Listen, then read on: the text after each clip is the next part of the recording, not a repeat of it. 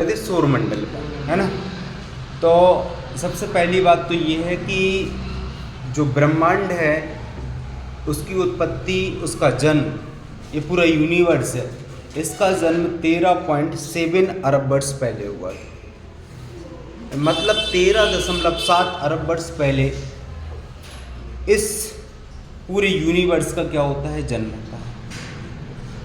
और इसके जन्म के बारे में एक कथा प्रचलित है जिसे सिद्धांत कहा जाता है, और उस कथा या सिद्धांत का नाम है बिग बैंग थ्योरी। क्या नाम है इसका? नाम big bang theory. Big bang theory George Lemaitre नामक एक खगोल शास्त्री ने दी थी। अब ये जो जॉर्ज लिमेंटर हैं, इनने बिग बैंग थ्योरी दुनिया के सामने सबसे पहले रखी और बताया कि एक सूक्ष्म कण था, छोटा सा कण था, उसका आयतन बड़ा कम था, सूक्ष्म था, लेकिन तापमान और दाब दोनों बहुत ज़्यादा थे। मान के चलो कोई छोटा सा कण है, उसका तापमान ज़्यादा हो और दाबमान ज़्यादा हो, तापमान और दाब दोनों ज़्यादा थे, लेकिन आयतन क्या था? बहुत छोटा था। इसका मतलब है कि तुम एक कमरे भर रुई लाओ, अगर ठूस के भर दो, एक गोला बना दो, तो गोला तो बन जाएगा, लेकिन जिस दिन वो गोला फटेगा तो पूरे कमरे में रुई रुई दिखेगी। या सुनो, हुआ क्या कि ये सूक्ष्म पिंड या कण या अणु फट गया, और फटने से कई ग्रह, उपग्रह, क्षुद्र ग्रह, तारों, आकाशगंगाओं का जन्म हुआ, और ये एक दूसरे के क्या लगाने लगे? चक्कर लगाने लगे। और होता है इस ब्रह्मांड का जन्म, जिसे यूनिवर्स का। तो इस ब्रह्मांड में एक छोटे से छोटा कण लेकर बड़े से बड़े विशालकाय आकाशगंगाएं भी इसमें क्या है? शामिल। एक छोटा कण, एक धूल का कण, यहाँ तक कि तुम, हम, पर्वत, पठार, मैदान, जलीय स्रोत, पूरी पृथ्वी, सूर्य के चारों ओर लगाने वाले चक्कर ग्रह के चारों ओर चक्कर लगाने वाले उपग्रह, ये सब काय के अंतर्गत आ रहे हैं? ब्रह्मांड के अंतर्गत आ रहे हैं। इस बिग बैंग थ्योरी का प्रतिपादन, यानी ये कथा, ये सिद्धांत सबसे पहले जॉर्ज लिमेंटन ने रखा। लेकिन आपकी नॉलेज के लिए एक बात बता दें कि इसकी व्याख्या सबसे पहले वैगनर ने की थी।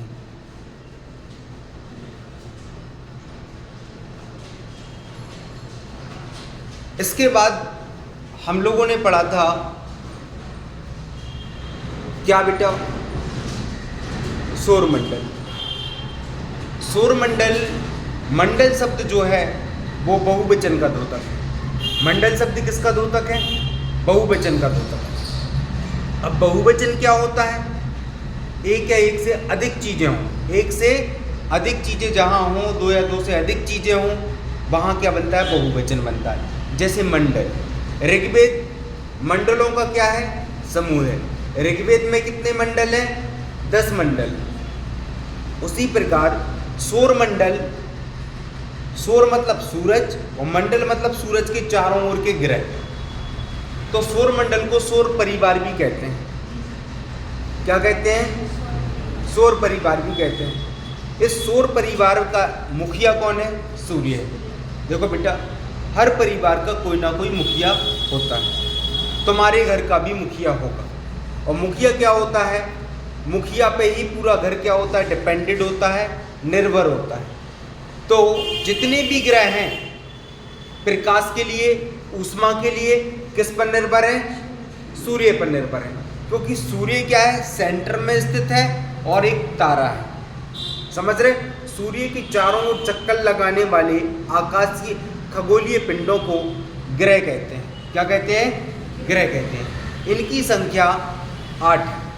पहले 9 हुआ करती थी, लेकिन 2006 में यम यानी प्लूटो नामक एक ग्रह को ग्रह की श्रेणी से इसे बाहर कर दिया गया था, क्योंकि यह ग्रह होने की शर्तों को पूरा नहीं कर रहा था। भाई एक तुम इंसान हो, इंसानों की शर्तों को पूरा तो करोगे। एक इंसान होने के नाते तुम में विवेक होगा, बुद्धि होगी, ज्ञान होगा, उठने बैठने रहन सहन, तुम्हारी एक अपनी संस्कृति होगी। तो ये मानव होने की कुछ क्या है, शर्तें हैं। उसी प्रकार ग्रह होने की भी कुछ शर्तें होती हैं। जब तुम उन शर्तों को पूरा नहीं करोगे, कोई ग्रह होने की शर्तों को पूरा नहीं करेगा, तो उसे ग्रह की श्रेणी से हटाकर क्षुद्र ग्रह की श्रेणी में डाल दिया जाएगा। आप मानव हो, मानव होने के नाते समाज में रहते हो, परिवार में रहते हो। जिस दिन तुम इंसान होने के कर्तव्य भूल जाओगे, उस दिन तुम्हें परिवार से बाहर कर दिया जाएगा। जिस प्रकार ग्रह को हटा दिया जाता है, उसी प्रकार तुम्हें भी एक कलंक के तौर पर समाज और परिवार से निष्कासित कर दिया जाएगा। तो सूर्य एक ग्रह तारा है और बाकी ग्रह है। देखो, अब सूर्य भी खगोलीय पिंड है और ग्रह भी खगोलीय पिंड है, दोनों खगोलीय पिंड है। मेरी बात समझ रहे हैं ना? दोनों खगोलीय पिंड है। समझे मेरी बात को? बेटा, खगोलीय पिंड वो होते हैं जो आसमान में लटके होते हैं, जो आसमान में लटके होते हैं और चक्कर लगा रहे होते हैं, उन्हें क्या कहते हैं? खगोलीय पिंड कहते हैं। यदि आप देखोगे तो सूर्य एक तारा है और पृथ्वी एक ग्रह है। तो तारा उसे कहते हैं जिसके पास स्वयं का प्रकाश और स्वयं की ऊष्मा होती है, उसे क्या कहते हैं? तारा कहते हैं, क्योंकि इनका प्रधान स्रोत हाइड्रोजन और हीलियम है। लेकिन ग्रह के पास अपना कोई प्रकाश नहीं होता है। ग्रह को प्रकाश चाहिए है या ऊष्मा चाहिए है, तो इसके लिए तारों पर डिपेंड होना पड़ेगा। और तारा क्या है? सूर्य। तो पृथ्वी पे जो प्रकाश आ रहा है वो किससे आ रहा है? सूर्य से। तो समझ रहे? दूसरी बात, ग्रह चट्टानों से बने होते हैं, हालांकि गैसों से भी बने होते हैं, लेकिन जो तारे होते हैं ना, तारों का प्रधान स्रोत हाइड्रोजन और हीलियम होता है। तो कुल ग्रहों की संख्या कितनी है? 8। तो हम आपको बताए थे कि पहले क्या है बच्चों? पहले क्या था? सन था, सूरज था। फिर क्या था बेटा? बुध था। क्या था? बुध था। फिर क्या था? शुक्र था। फिर कौन था? पृथ्वी था। फिर कौन था? मंगल था। फिर कौन था? बृहस्पति था। फिर कौन था बेटा? शनि था। फिर कौन था बेटा? अरुण था। फिर कौन था बेटा? वरुण था। तो आकार की दृष्टिकोण से पृथ्वी कौन से नंबर का ग्रह है? 5वें नंबर का। सबसे बड़ा ग्रह है बृहस्पति, दूसरे नंबर का है शनि, तीसरे नंबर का है अरुण और फिर है वरुण, और 5वें नंबर का बड़ा ग्रह कौन है? पृथ्वी। इसके लिए प्यारे बच्चों हम एक ट्रिक बताए थे। वो ट्रिक थी बुश प्रेम बस अप। बुश प्रेम बस अप। बुश भाई, अब तूने बहुत प्रेम कर लिया, रुक जा। क्या है इसका मतलब? बुश, तूने बहुत प्रेम कर लिया, अब क्या कर? तू रुक जा। क्यों रुक जा? क्योंकि अब समय बीत गया। बू मतलब क्या हुआ? बुध।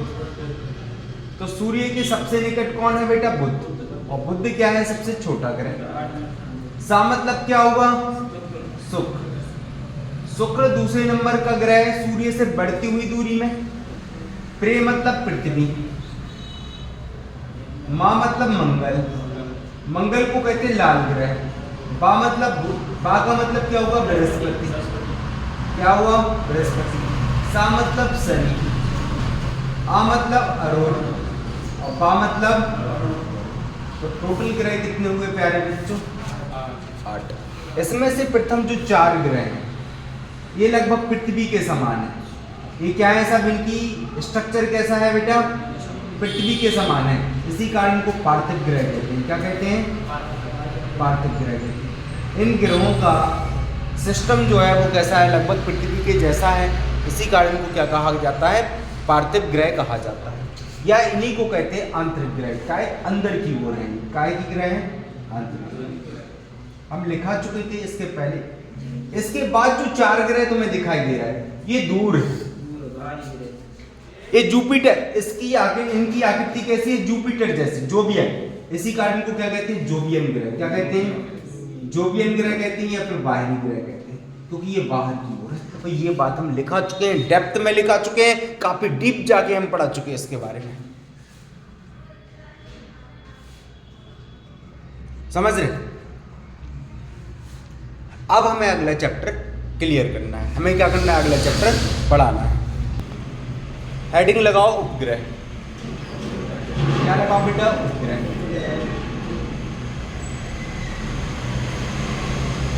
देखो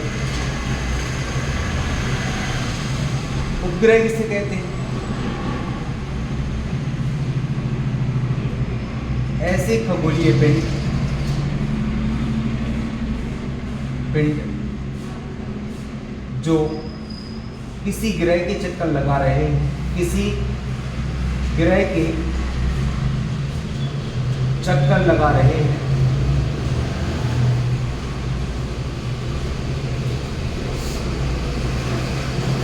उन्हें क्या कहा जाता है?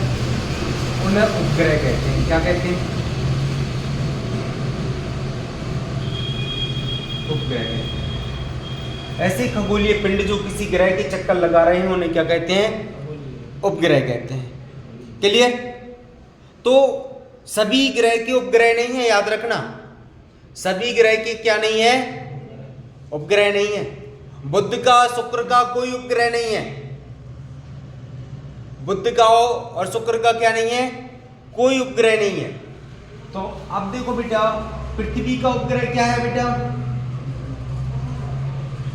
पृथ्वी का उपग्रह क्या है? चंद्रमा। मेरी बात को सुनना। पृथ्वी का उपग्रह क्या है प्यारे बच्चों? चंद्रमा।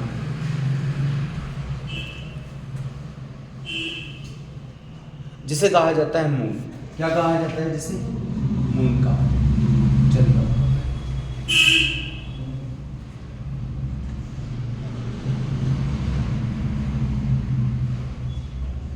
इसके बाद मंगल के 2 उपग्रह हैं। मंगल के कितने हैं? 2। डीवोस और फीबोस। कौन है? डीवोस और फीबोस। उसी प्रकार से सबसे ज्यादा उपग्रह किसके पास है? सर्वाधिक उपग्रह है शनि के पास। सर्वाधिक उपग्रह शनि के पास है, शनि ग्रह के पास। उनमें से कुछ उपग्रह का नाम है, एक है टाइटन। क्या है? टाइटन उपग्रह। शनि का एक प्रसिद्ध उपग्रह है जिसका नाम है टाइटन। याद रखना। सबसे ज्यादा उपग्रह शनि के पास है और दूसरे नंबर पर उपग्रह किसके पास है? बृहस्पति के पास। दूसरे स्थान पर उपग्रह वाला ग्रह। उपग्रह वाला कौन सा ग्रह है? बृहस्पति, जिसको कहते हैं जुपिटर। बृहस्पति। इसका एक ग्रह है बेटा गैनीमेड। कौन है बेटा? गैनीमेड। और गैनीमेड सौरमंडल का सबसे बड़ा उपग्रह है। गैनीमेड क्या है? सौरमंडल का सबसे बड़ा उपग्रह है।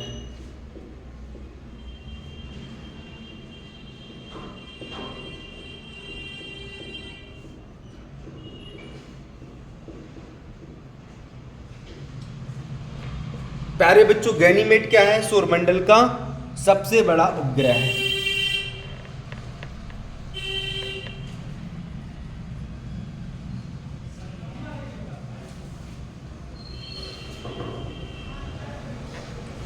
क्लियर? अब ऐसे कौन से ग्रह हैं जिनके पास अपना कोई उपग्रह नहीं है? समझ रहे? बुध और शुक्र ऐसे 2 ग्रह हैं जिनके पास अपना कोई उपग्रह नहीं, अपना कोई उपग्रह नहीं।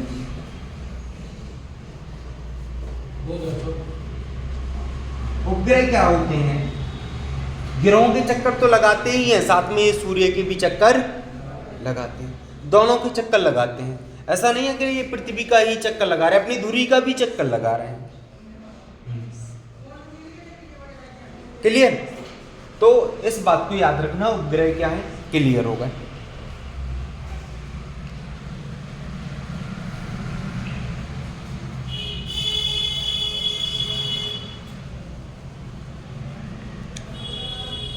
हेडिंग लगाओ। अब धूमकेतु या पुच्छल तारे, धूमकेतु या पुच्छल तारे, धूमकेतु क्या होते हैं और पुच्छल तारे क्या होते हैं? धूमकेतु या पुच्छल तारे आप समझ गए होंगे, जी की पूंछ होती है भाई, आपको दिख रहा है ना, पुच्छल मतलब पूंछ, पुच्छल मतलब क्या होती है? पूंछ। एक बात तो इससे समझ में आ रही होगी, लिखो इसमें, आकाश में धूल, आकाश में इसको लिखो धूमकेतु और पुच्छल तारे के बारे में। आकाश में धूल, बर्फ और गैस से निर्मित पिंड, आकाश में धूल, बर्फ और गैस से निर्मित पिंड, आकाश में धूल, गैस और बर्फ से निर्मित पिंड धूमकेतु या पुच्छल तारे कहलाते हैं।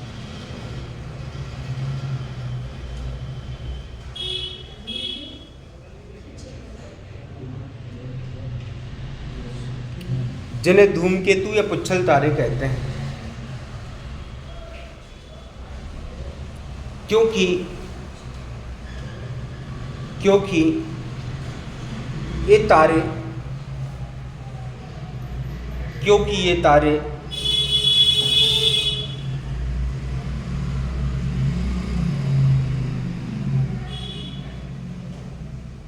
क्योंकि ये तारे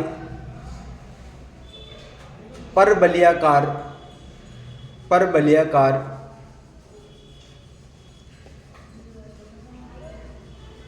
मार्ग का अनुसरण करते हुए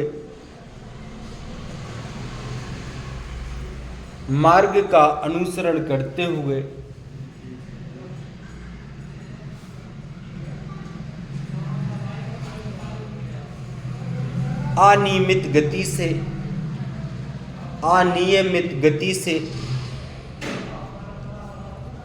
सूर्य के चारों ओर चक्कर लगाते हैं।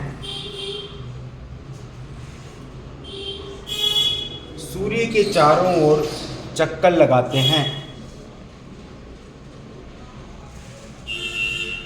जिससे कभी कभी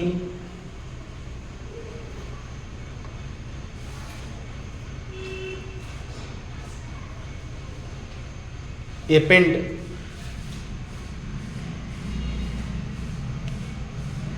सूर्य के नजदीक पहुंच जाते हैं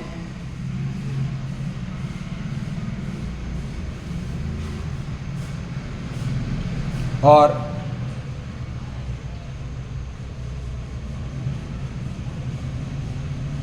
इनसे गैसों के फव्वारे निकलने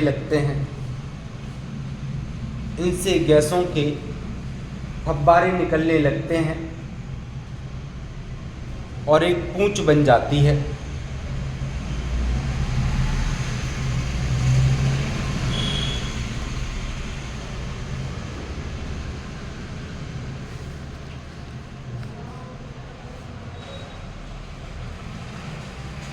क्लियर? देखो मेरी बात को सुनो, जितने भी ग्रह हैं, 8 ग्रह, ये 8 ग्रह ना सूर्य के चारों ओर क्या लगा रहे हैं? चक्कर लगा रहे हैं। ये सबको पता है कि सूर्य के चारों ये ग्रह चक्कर लगा रहे हैं, लेकिन किस मार्ग पर, किस मार्ग का अनुसरण कर रहे हैं ये ग्रह? भाई मान के चलो ये कोई सूर्य है और ग्रह इसके चारों ओर क्या लगा रहे हैं? चक्कर लगा रहे हैं। ग्रह क्या लगा रहे हैं? चारों ओर चक्कर लगा रहे हैं। ग्रह क्या चारों ओर क्या लगा रहे हैं? चक्कर। तो क्या ये जो मार्ग तुम्हें दिखाई दे रहा है, ये मार्ग कैसा बन रहा है? क्या गोलाकार है? ये मार्ग बन रहा है गोलाकार कि नहीं बन रहा है? नहीं बन रहा है, ये बन रहा है परवलयाकार। कैसा बन रहा है? एक सिक्के पे एक हथौड़ा मार दो, वो क्या हो जाएगा? चपटा। और जब सिक्का चपटा हो जाए तो समझ जाना वो चपटा, उस सिक्के का आकार कैसा हो गया? परवलयाकार। तो ये परवलयाकार मार्ग है। कौन सा है? परवलयाकार मार्ग है। इसी को कहते हैं दीर्घवृत्ताकार। क्या कहते हैं? दीर्घवृत्ताकार मार्ग। दीर्घवृत्ताकार मार्ग। देखो बेटा, इसी को कहते हैं परवलयाकार मार्ग और इसी को कहते हैं दीर्घवृत्ताकार मार्ग। जो भी ग्रह है वो इस मार्ग पर चल रहे हैं, वो इस मार्ग पर एक नियमित गति से। कौन सी गति से? ग्रह क्या हो रहे हैं बेटा? एक ग्रह चल तो रहे हैं लेकिन एक नियमित गति से चल रहे हैं। ऐसे नहीं कि आज वे 150 किमी प्रति घंटे की रफ्तार से भाग रहे तो 1 घंटा बाद 500 किमी प्रति घंटे की रफ्तार से भागने लगे। ऐसा नहीं, ऐसा नहीं। ग्रह एक नियमित गति से एक नियमित समय में सूर्य के चारों ओर इस मार्ग का अनुसरण कर रहे हैं। इस मार्ग का क्या कर रहे हैं? अनुसरण। लेकिन हमने आपको जो धूमकेतु बताया, जिन्हें पुच्छल तारा कहा जाता है, ये चल तो परवलयाकार मार्ग पर रहे हैं लेकिन इनकी गति क्या है? अनियमित है। गति कोई निश्चित नहीं है। को 10 की स्पीड से चल रहा है, को हजारों की स्पीड में पहुंच जाए। और जब तुम्हारी अनियमित गति हो जाएगी तो जाने के तुम तो पहुंच कहीं और जाओगे। भाई 100 की स्पीड से आप गाड़ी चला रहे होश में हो, लेकिन यही तुमने अपनी मोटरसाइकिल 150 किमी की स्पीड से दौड़ा दी तो आप कंट्रोल कर पाओगे? या गति आपकी स्पीड, आपकी मोटरसाइकिल की क्या हो जाएगी? गड़बड़ होगी। तो जब आप घलोगे तो आपसे भी हलवा निकल जाए, आप बन जाओ पुच्छल तारे। आप क्या बन जाओ? कहीं आप में से भी पूंछ निकल जाए। क्यों? क्योंकि तुम बन गए धूमकेतु।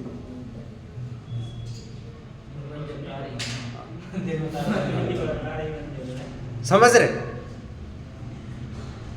और दिन में तुम्हें तारे भी दिखाई देते, सब हो जाएगा वहां तुम्हारे साथ। तो बेटा नियमित गति से चलो, नियमित समय में चलो। अनुशासन ग्रहों से सीखो कि वो एक नियमित गति में चल रहे हैं और एक निश्चित मार्ग पे चल रहे हैं। और अनुशासनहीनता करना हो तो तुम धूमकेतु पे आ जाओ तो तुम्हारी भी पूंछ निकल जाए। समझ रहे? किसी की कछुआर निकल रही, तुम्हारी पूंछ निकल रही। चलो लिखो। अब बेटा ये तारे क्या होते हैं? अनियमित गति से जाते हैं तो चलना कहीं और होता है, पहुंच सूर्य के नजदीक जाते। और सूर्य की बाहरी कोर का, बाहरी कबर का तापमान कितना है? बाहरी आवरण का 6000 डिग्री सेल्सियस। 6000 डिग्री सेल्सियस तापमान है। अब गर्मियन में 40 डिग्री सेल्सियस पे तो जान निकलन लगत, 60 पे तो आगे बढ़ने लगत। तो 6000 पे कहानी उज्जै जय और भैया इनसे का उज्जै सूर्य की तापमान की वजह से इनमें से का निकलने लगे? गैस। और वह गैस का बन जाए पूंछ टाइप की बन जाए। का बन जाए? पूंछ टाइप की बन जाए। और वह पूंछ कह ऐसे पुच्छल तारे में, क्योंकि वह पूंछ जले और जले जलक को है तारे, तो का बन जाए? पुच्छल तारे। देख लो अगला पॉइंट। प्रसिद्ध धूमकेतु, प्रसिद्ध धूमकेतु, प्रसिद्ध धूमकेतु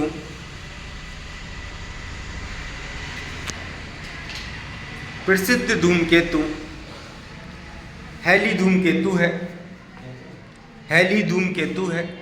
प्रसिद्ध धूमकेतु हैली धूमकेतु है।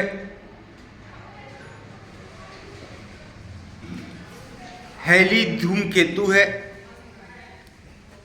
जो 76 साल बाद दिखाई देता है। जो 76 साल बाद दिखाई देता है।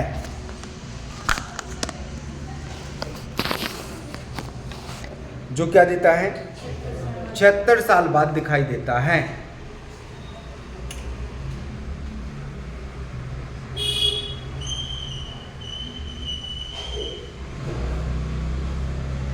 अभी इसे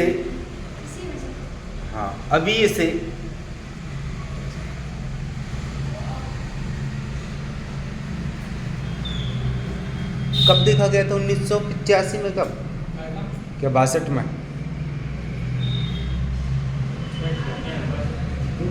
सर्च करना जरा, हेली धूमकेतु कब देखा गया था?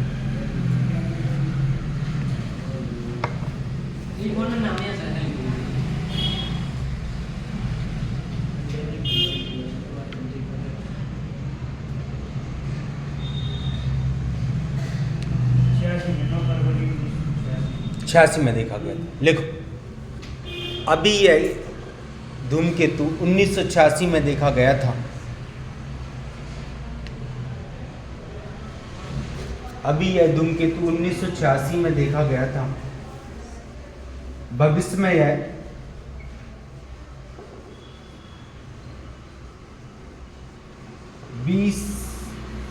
2062 में देखा जाएगा। नहीं,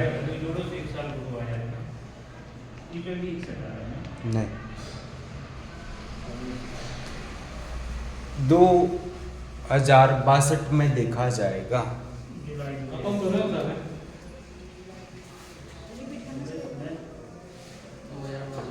अभी यह ग्रह 1986 में देखा गया था। भविष्य में यह ग्रह 2062 में देखा जाएगा। 2062 में देखा जाएगा।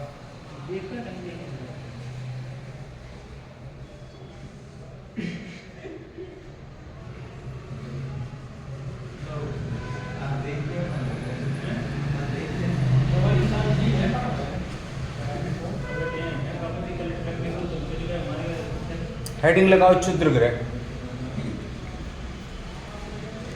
क्षुद्र ग्रह।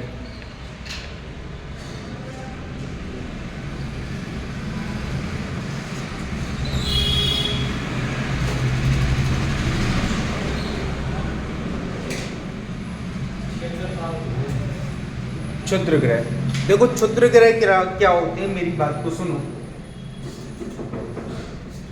क्षुद्र ग्रह बेटे, ये भी सूर्य के चारों ओर दीर्घवृत्ताकार या परवलय आकार में क्या लगाते हैं? चक्कर लगाते हैं। देखो कोई भी ग्रह हो, उपग्रह हो, धूमकेतु हो, या फिर आपका या फिर क्षुद्र ग्रह ही क्यों ना हो, सब काय में चक्कर लगा रहे हैं? परवलय आकार या दीर्घवृत्ताकार कक्षा में चक्कर लगा रहे हैं। ठीक है, तो ये क्या लगा रहे हैं? सूर्य के चारों ओर, सूर्य के चारों ओर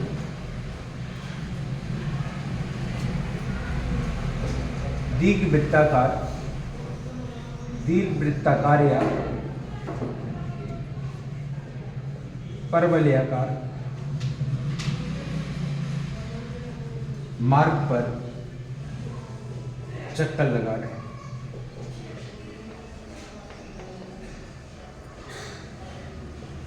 मार्ग पर क्या लगा रहे हैं? चक्कर लगा रहे हैं।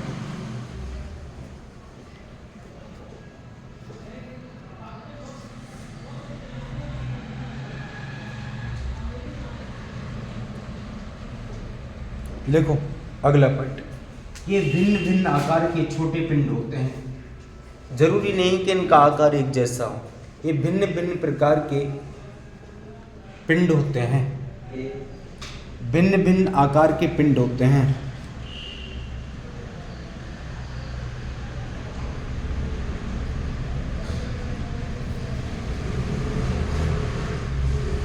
क्लियर? अगला पॉइंट लिखो, मंगल और बृहस्पति के बीच, मंगल व बृहस्पति ग्रह के बीच, मंगल व बृहस्पति ग्रह के बीच, मंगल व बृहस्पति ग्रह के बीच करोड़ों किलोमीटर की पट्टी पर, करोड़ों किलोमीटर की पट्टी पर क्षुद्र ग्रह फैले हुए हैं। करोड़ों किलोमीटर की पट्टी पर क्षुद्र ग्रह फैले हुए हैं।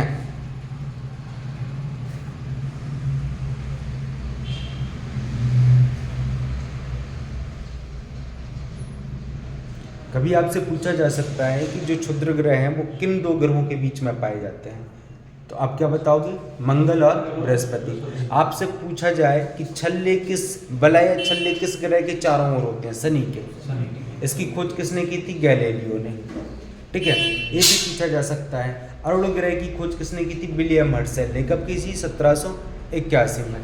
ठीक है, जोवियन ग्रह किसे कहते हैं? पार्थिव ग्रह किसे कहते हैं? किस ग्रह में चुंबकीय गुण पाए जाते हैं? कौन सा ग्रह चमकीला होता है? किसे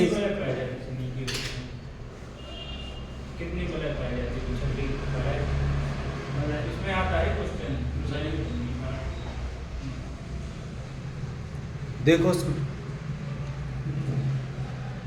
बलय या छल्ले थोड़े थोड़े अरुण पे भी पाए जाते हैं, ऐसा नहीं है कि इसी पे पाए जाते हैं। हाँ देखो आगे लिखो। सेरेस सबसे चमकीला क्षुद्र ग्रह है। सेरेस या सीरीस एक ही बात है। सेरेस, सीरीस या सरेस एक ही बात है। सबसे चमकीला क्षुद्र ग्रह है।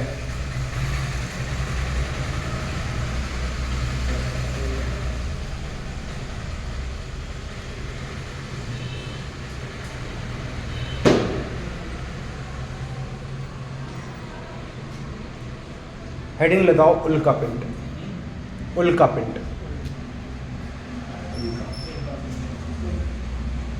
देखो बेटा,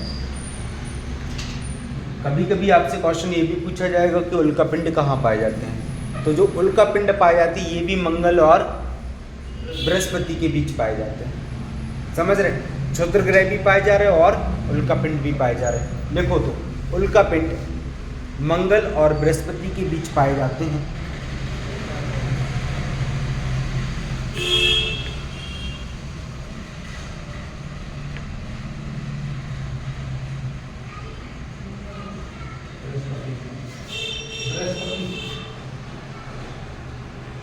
ये उल्कापिंड बृहस्पति और मंगल के बीच पाए जाते हैं। जब ये पिंड पृथ्वी के वायुमंडल में प्रवेश करते हैं तो जब ये पिंड भाई कभी कभी ये क्या होते हैं, दिशा भटक जाते हैं। तो कहाँ आ जाते हैं? पृथ्वी के वायुमंडल में आया। तो वायुमंडल का ऐसे मिलकर बना है। वायुमंडल में क्या है? छोटे छोटे कण हैं वायु में, और वायु में छोटे छोटे क्या तैर रहे हैं? छोटे छोटे पार्टिकल तैर रहे हैं। जैसे ये वायुमंडल में आता है तो वायुमंडल से क्या करता है? घर्षण। और घर्षण करने के कारण घर्षण होता है तो क्या होती है? गर्मी। हाथ पे हाथ घिसो, कहा है गर्मी। और जैसी गर्मी बढ़ती ये क्या हो जाते हैं? जल जाते हैं। और जलने से क्या हो जाते हैं? ये टूट जाते हैं। क्या हो जाते हैं? इसी को कहते हैं टूटता हुआ तारा। हम लोग कहते हैं तारा टूट गया।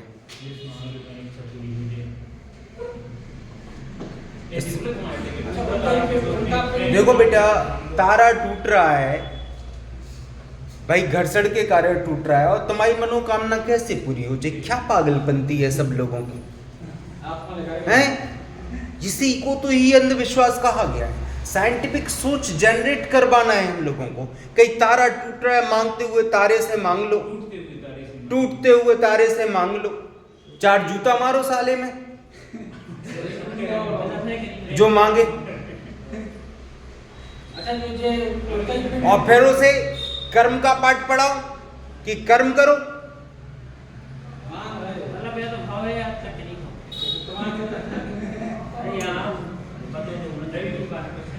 भाई ऐसा फिर तुमने बेवकूफी वाली बात करी कि भाव है कि नहीं भाव है, उससे तुम्हारा क्या कनेक्शन है? नहीं, सुनो, उससे तुम्हारा क्या कनेक्शन है? पागलपंती वाली बात नहीं है। तारा टूट रहा है, ऐसे आदमी में भी 4 जूता मारो साले में, हैं? रिपोर्ट करे या रिपोर्ट करने दो। अंधविश्वास जो फैलाएगा वो संविधान के विरुद्ध है और देश की प्रगति के विरुद्ध है।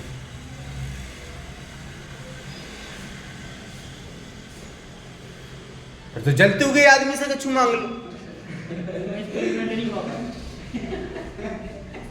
ठीक है, कोई न मांगे कोई को हो रहा, तो मैं खुजली काहे हो रही?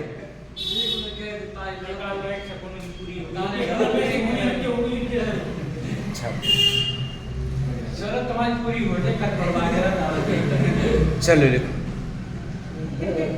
क्या लिखा गया?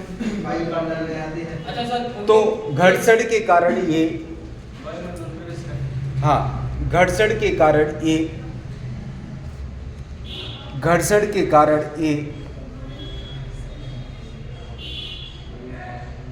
दिखाई देने लगते हैं। घर्षण के कारण ये जल उठते हैं और दिखाई देने लगते हैं। घर्षण के कारण ये जल उठते हैं और दिखाई देने लगते हैं।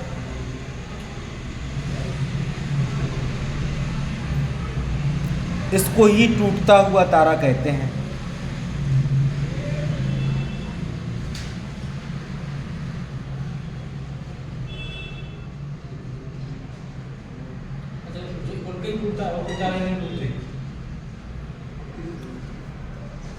जबकि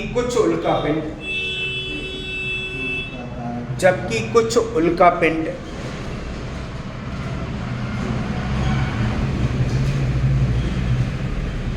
चट्टानों के रूप में सीधे पृथ्वी पर गिरते हैं, जबकि कुछ उल्कापिंड चट्टानों के रूप में सीधे धरती पर गिरते हैं।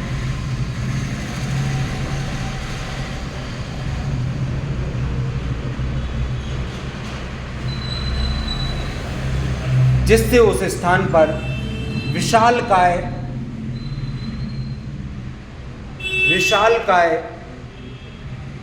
गर्त का निर्माण होता है। गर्त मतलब गड्ढा, विशालकाय गर्त का निर्माण होता है।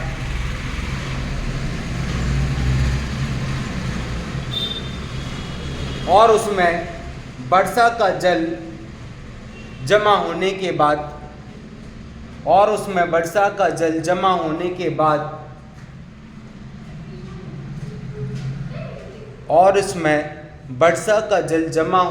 बाद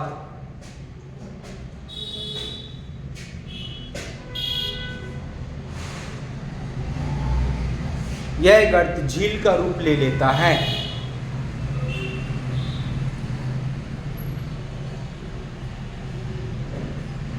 जैसे महाराष्ट्र में लोनार झील, जैसे महाराष्ट्र की लोनार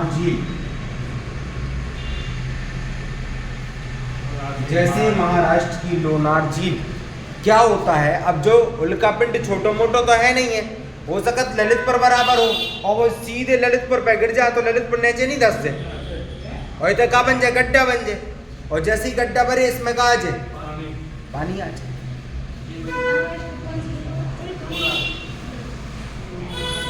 समझ रहे? तो महाराष्ट्र में गिरा था एक बार उल्कापिंड, तो उते का बन गई लोनार झील बन गई। और ये है बुल्ढाना जिले में। कौन सी जिले में है? हम लिखा भी चुके हैं इसके बारे में, बुल्ढाना जिले में।